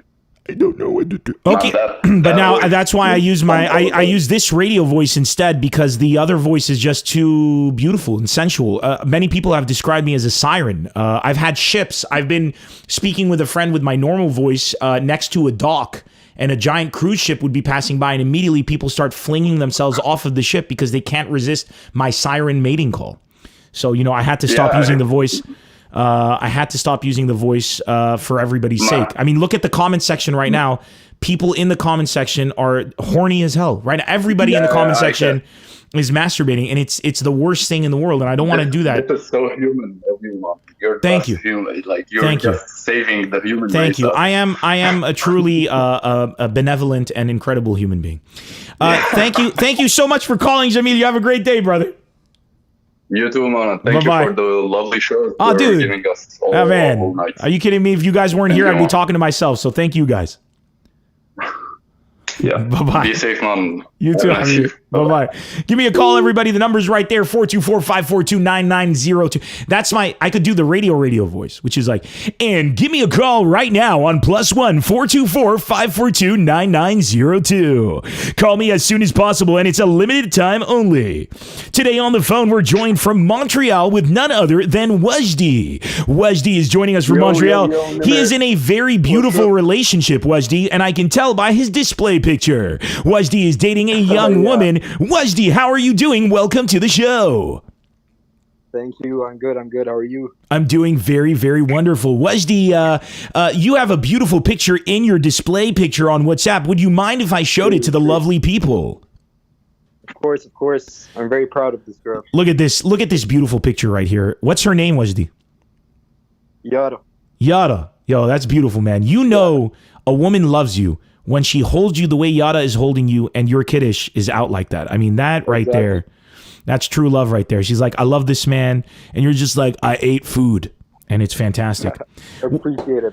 And not just that, we've been away from each other for like eight months now. Oh man, so, I know the feeling, dude. I know the feeling. I'm in a long distance relationship too, bro. Good on you for sticking it out, man. I heard from your last podcast. Habibi, bro, how long have you guys been together? In May 15th, it would be a year now. Oh shit! You've been away for 8 months out of a year together. Yes. Yo, that's real love right there. Yep. That's real. We've missed Christmas. I've missed Valentine's. I've missed our birthdays, and now our anniversary. But yeah. So you're in Montreal, and where is she? Lebanon.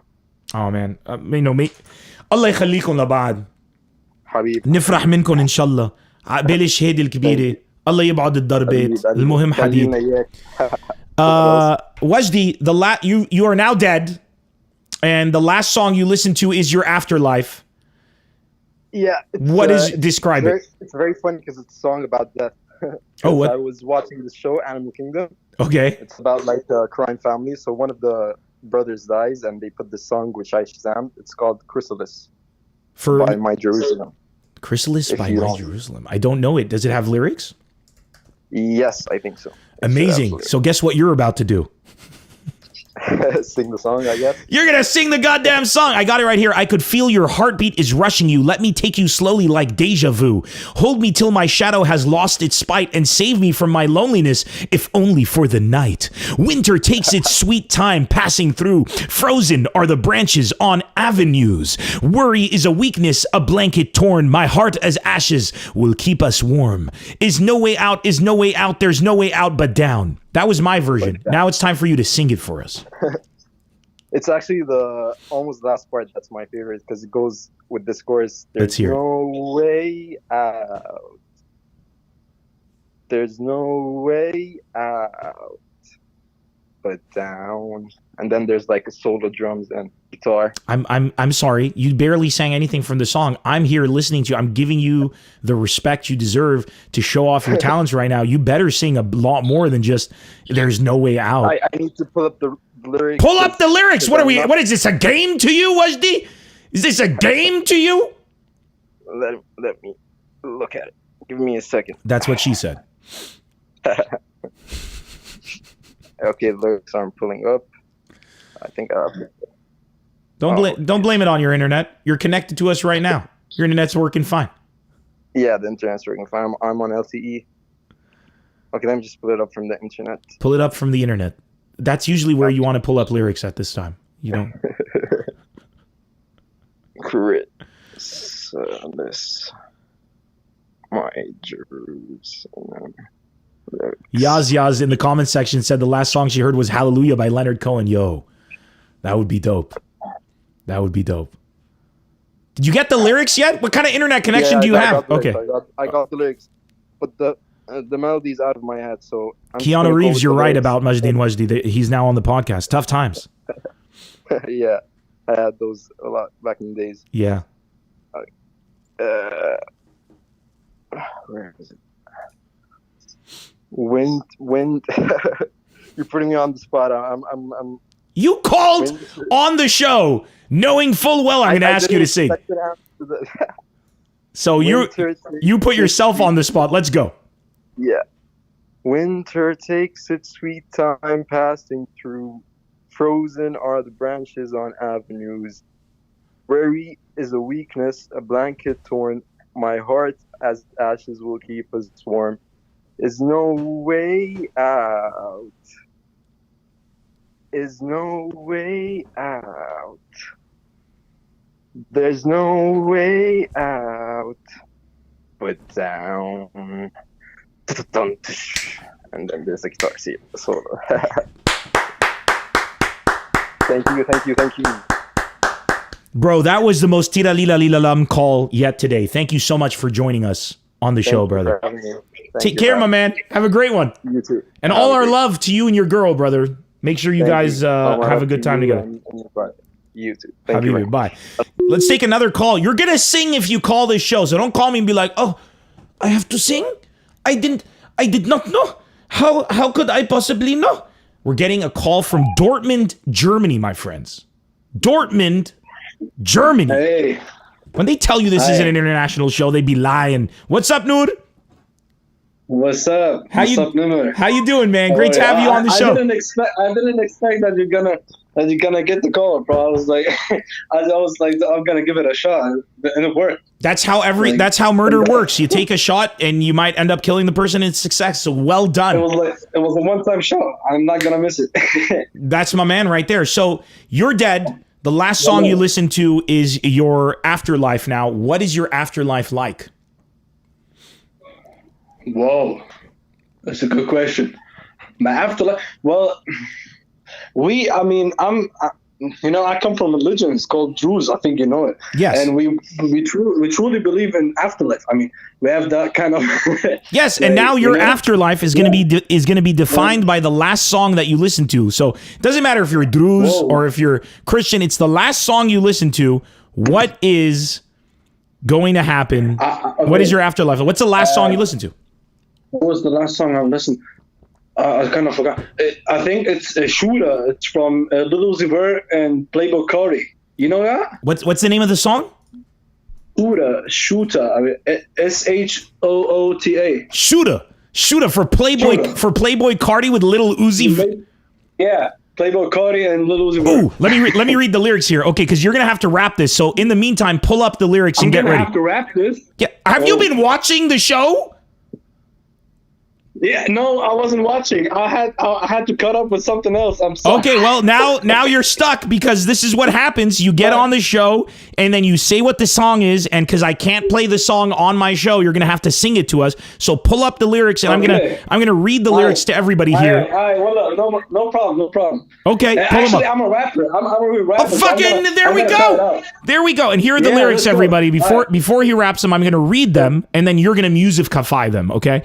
The lyrics are. Now is my time. Now is my time. The be Molly Raw, and then the lyrics are everybody rock with me because I'm up now. Took your girl and I'm a score like I'm made the touchdown. Swerving in the Lambo doors go up, not on the bus now. Used to want a G-Shock, now I'm walking with the bus down. Pull up and I'm flooding with an iced out watch. Whip it out, look like butter, baby. Peek a drop. Put that floor in some drop. Stop. Okay, that's it. I'm done. So now you're gonna have to.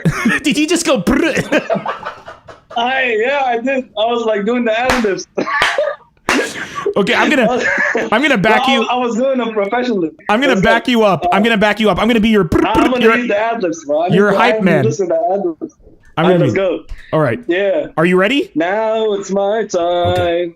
Okay. Now it's my time. Dun, dun, that's a beat. Mm-hmm. Dun, dun, dun.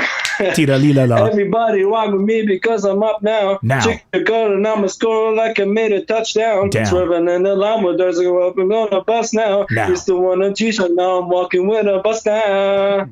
Pull up in a flutter with an iced out watch. Whipping in a flutter, baby. Peek and drop. Peek and drop, put a four in some drop. Stack my nuts, got a lot, so a lot. Touch my nuts. Got I'm in rocks with the pot. Suicide 600. That's a hit your girl. That's check free. She ain't used to text me. Now she wanna rex me. She keep trying to neck me. I got to my bestie. Someone call my bestie. Think I found my bestie. Look up, made a checkly. You know that I'm smoking dope. I be hot till next week. No, I'm not to let her go, cause she can arrest me. Walk up with it, only what it do. Meet me in the alley with the troops. I got red shooters, I got blue. I don't know what you're doing right now, but I think it's cool and epic. Don't stop. I'm playing a beat. Okay. Let that thing down upon at you. Belly on the riding, let it choose. We gonna ride a bang, bring a loop. We gonna do these boys step back to school. Sorry. Wait a sec. Your voice did the. Your voice cracked. I just fucked up. I messed up by the lyrics. That's why. Oh my god, this is too good. Money on the photos like shoes. I'm a fucking touch just to swirl. I'm a fucking touch just to swirl. Should I stop now or should I? Yeah, you're good. Okay, I'm good. I just need a sign, bro. Oh man, that was fucking great, dude. Congratulations, you owned that shit, brother. You owned that, man. Thank you. Thanks for calling the show, dude. At first I didn't mean that to be in a, like I told you that I was Jewish, so that's why. I thought you just want to tell me about the afterlife, and that's why I told you. When you told me, because I don't give up. Yeah, I don't give a. Oh no, I know. When you told me, no, don't worry, I know. Yeah. When you told me I'm Druz, I'm like, this guy just tuned in because he thinks I'm asking him about the afterlife. I knew immediately. I didn't need to be a part of something. I dude. didn't even want to let you know, but I just. Don't worry about it. Look, don't make any excuses. Don't make any excuses. You're little Noor. You're the MC. You're the main. Other people. I just want to make a message, tell the people that it's not important what religion you are. It's all about the love. It's not important what religion you are. What matters is whether or not you have money. That's correct. 100% beautiful. Exactly. That's the thing today. It's about Instagram. You have to be a model on the gram. Man, thanks a lot for calling, dude. You're the best. You're the best. Thanks so much, dude. Thank you. Bye-bye. Thank you. Thanks a lot for everything, Nemr. You're the best. Habibi, bro. Don't fucking thank me, I've dude. been watching you since I'm 12, and you're like an inspiration for me. Like, for real. You're one of my biggest inspiration, and like, if I have a chance to be famous, I would say in every interview, dude, you're the man. That means a lot to me, bro. And one day you're gonna be a famous rapper, and then I'm gonna come ask for an autograph, and you're gonna be like, who? No. I'm gonna give it. And then I'll look at you and I'll be like, tira lila lila lam, and you're like, holy shit, it's my father.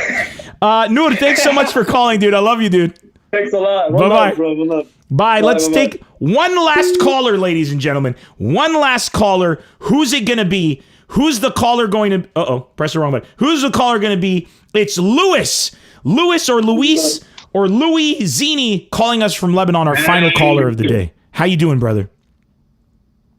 Fine. And you, brother? I'm doing so well, man. I'm doing so well. Do your parents, you said my name a bit, what? How's your name? Is it Louis, Louise, Luis, Luai, John, Bob? How do I say your name? Well, actually, it's Louis. Yeah, you can say it Louis. I prefer that because I want to feel like an American, How am I supposed to say it? How is it supposed? What is it actually then? It's Louis. It's Louis, but here in Lebanon, it's Louise. I know they try to French everything because they're so they're so intimidated by your sheer masculinity, your power, your virality, your virtuosity that they try to bring you down by making you French. But it doesn't matter because you're an all-powerful titan. No, you can overcome all. Gay people. 100%. Before we continue, somebody's mentioning about our Discord channel. I need to start putting that up as a sticker. We do have a Discord channel. If anybody's interested in joining the Discord channel, we have a really dope community there that we're going to be kicking back into high gear very, very soon. So you might as well jump aboard and jump into that Discord channel right now. And I'm about to send, it's Nemr Comedy number 0049. So, number 049. And I'm just going to put that in the chat. And now you can see it right there. Nemr Comedy number 0499. Go ahead and jump into the Discord channel if you're into Discord. It's really dope. Okay, Louis. You have now passed on into the afterlife. You are in a different time, a different realm. You have left the land of the living and gone and joined the people that have gone asunder. My question to you is, the final song that you just listened to today is the way that your afterlife will be. What is your afterlife now? Well, actually, it's a song that's a bit like gayish, I guess. Yes. I don't know if it's a word, but I want it that way. Backstreet Boys. Yo, I want it that way. Tell me why I nothing but ain't nothing but a heart. Okay, wait a sec. That song is fucking legitimate. We're gonna sing that shit together. Are you ready? Yes. Because there is no way that I'm gonna let you sing "Tell Me Why" by yourself. There's one song. There are two songs that if I'm in a nightclub, which I never am because it's the dumbest thing to do as a human being, but if I'm ever in a nightclub and this song or another Backstreet Boys song, which is the one that goes Backstreet's back, all right, if these come on and I'm in a club and everybody knows I listen to death metal, but no shame. These songs come up, I will front kick people out of the way to get down on the motherfucking dance floor to get down. So right now, we're going to be singing Tell Me Why. Wait, what the fuck is this song? It gave me the lyrics for some Declan bullshit band. We're talking about the Backstreet Boys, baby. The Backstreet Boys. I just know the lyrics. Did you pull are the lyrics in front of you? Pull them up because we don't want to mess this up, okay? We'll even put a karaoke version of it. Hold on, let me put "Tell Me Why" karaoke version. I don't know if you can hear it though. If you'll be able to hear it, you can't. There's going to be a lag with the stream, so I Want It That Way karaoke version. Okay, this is the song right now is for toilet paper. So let's wait for that to finish. Okay. This is the karaoke version of Sing King Karaoke.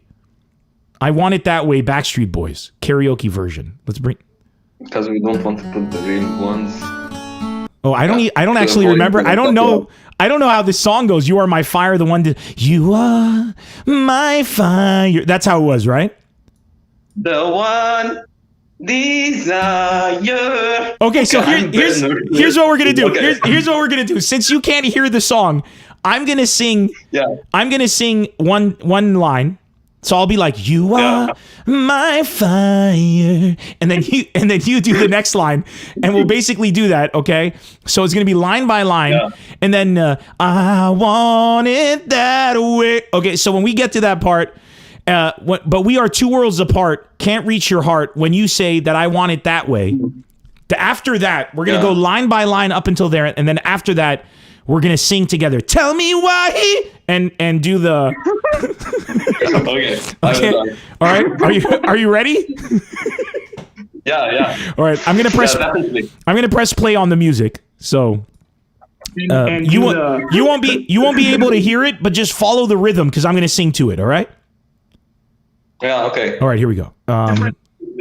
Press play on the music. So No, you gotta make sure you lower the volume of the stream. You won't be able. There's gonna be too much of a lag. So just hear me through the phone and sing with me on the phone. Don't worry about it. All right? Yeah. Okay, here we go. I'm just waiting for him to start singing. It's the music now coming in. This is the first time we've ever done this on the show. Here we go. Oh shit, I missed it. Hold on, let me bring it back. Son of a bitch. I'm so lucky. You are my fire. The one desire. Believe when I say. Take it away. I want it that way. But we are two worlds apart. Can't reach to your heart. When you say that I want it that way. Tell me why. Okay, I'm gonna turn off the music because we can't sing it. Now we're going a cappella. We're going a cappella. Are you ready? Here we go. So on 3, 2, 1, go. Tell me why. Ain't nothing but a heartache. Tell me why. Ain't nothing but a mistake. Tell me why. I never want to hear you say. All together now. I want it that way. Tell me why.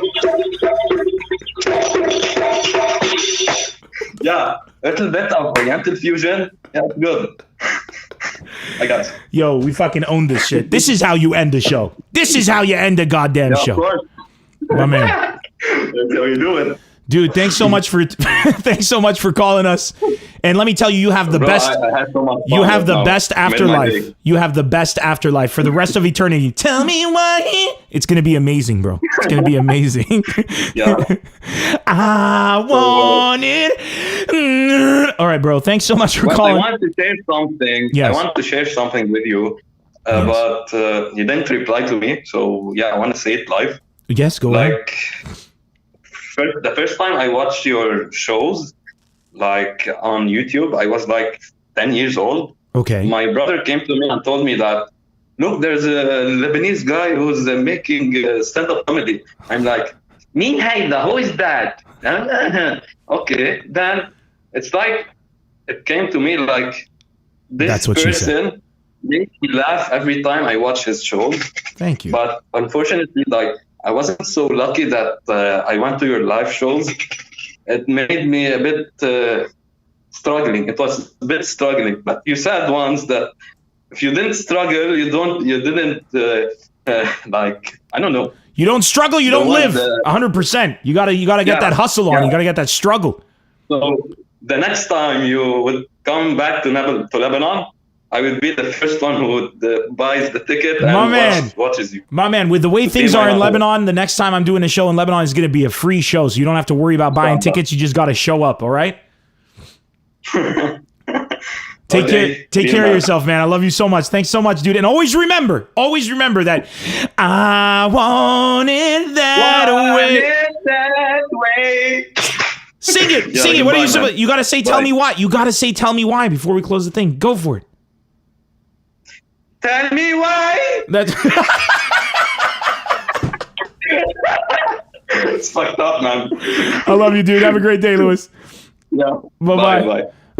And I just want to say to everybody that for the rest of the day, you're going to have that song stuck on your mind right now. That's it. Tell me why. You know what? We're going to end the show right now. We should jam out on the guitar to the karaoke backing track. That's what we should do. That's what's going to happen, people. My lovely, lovely people. I want to thank you all for tuning in. I don't know what the hell happened with YouTube, and I'm really sorry about that. Obviously, I don't control or own YouTube, so I'm going to have to figure out how to fix that, and I will. I got to find the scale. There we go. There.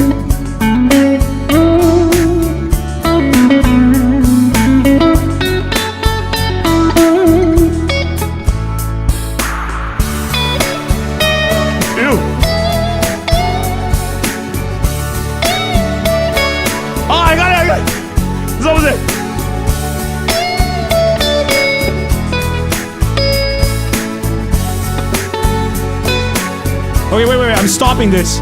I think because I got the tell me why. Something like that, right?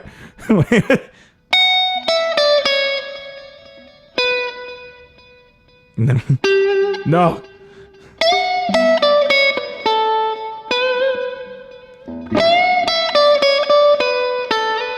Ooh. And then how would we go with the?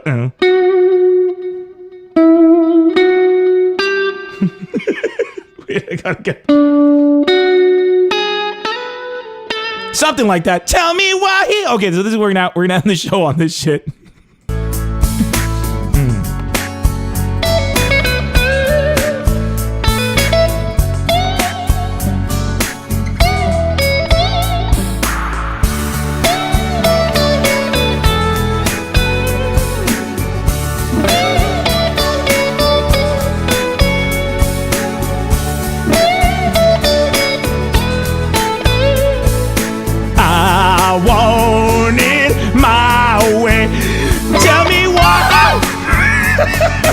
Guys, I had such a good time with you guys today. I hope you did too. Thank you so much for joining the Very Funny Podcast. You make it the Very Funny Podcast. You guys are the shit. I love you guys so much. Thank you to our special guest, Jessica Kirson. Make sure you add the number on WhatsApp because I will be announcing the guests very, very soon for this week. Very excited for our guests this week.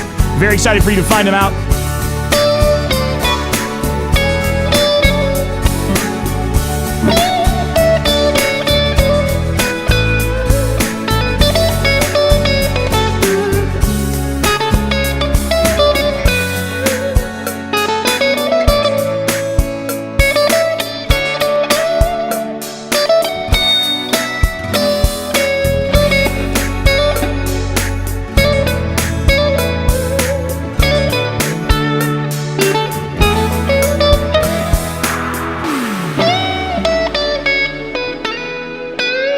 We got it, baby.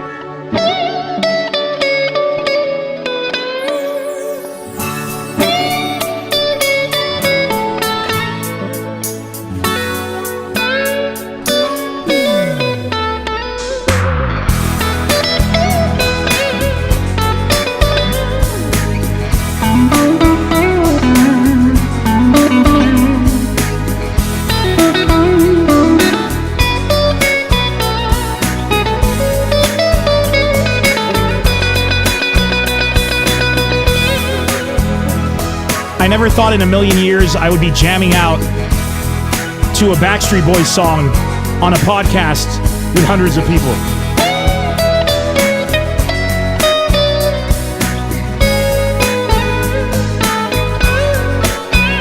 My guitar's out of tune because the strings are new. Let's make this a metal version.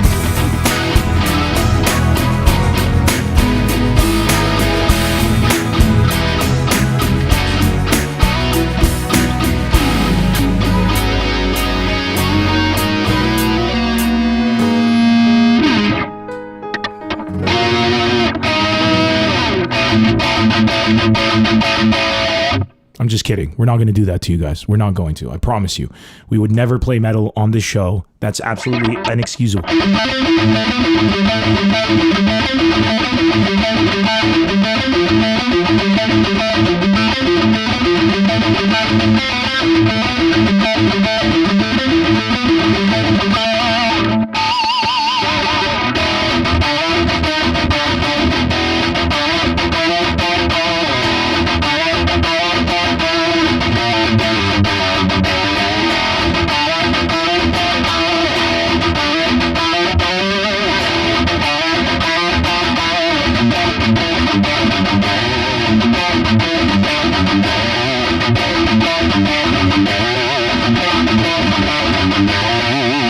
So that was just some very nice Christian music for everybody to enjoy. Have a good night, ladies and gentlemen. Have a good day. Have a good wherever you are in the world. And don't forget, in just a few hours, it is 1 p.m. here in LA. So in 4 hours, don't forget to check out Jessica Kirson's show with Bill Burr, Jeff Ross, her mom, herself, and some very fun times. It's $10 a ticket. Go and have a good time. Thank you guys so much for tuning in. I love you long time. And let's not forget the most important thing of the day. A lot of people might say, Nemr, what is the most important thing of the day? What should we know as the most important thing of the day? What is the most important thing? And that, my friends, is that you must take care. You must take care and always wear underwear. For the underwear comes for you. It's there to rescue you. The underwear is here for you at all times. It supports you. The underwear loves you. The underwear adores you. It asks for you. It begs for you. It says, where are you? I miss your nuts in my mouth.